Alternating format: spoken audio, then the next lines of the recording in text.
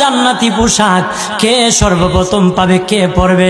নবী বলেন, আয়েশা রে, জান্নাতি পোশাক সর্বপ্রথম আমি রাসূলুল্লাহ পাবো, কিন্তু আমি নবী সর্বপ্রথম পরব না। সর্বপ্রথম ইব্রাহিম খলিলুল্লাহকে জান্নাতি পোশাক পরানো হবে। কেন জানুনি?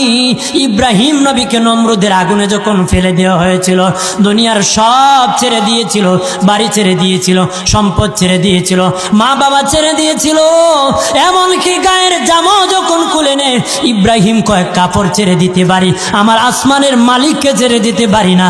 ওই দিন আল্লাহ ইব্রাহিমের সাথে অঙ্গীকার করেছিল, ইব্রাহিম আজকে তোমাকে সকলের সামনে উলঙ্গ করে লজ্জায় ফেলে দিয়েছি ইব্রাহিম, তারপরে তুমি আমাকে ছাড়ো নাই। আমি কিয়ামতের দিন সকলের সামনে মুসলমান, বেঈমান, কাফের, নাস্তিক যারা তোমাকে উলঙ্গ করেছিল, তাদের সামনে আমি আল্লাহ আনুষ্ঠানিকভাবে তোমাকে কাপড় পরায়া দিব।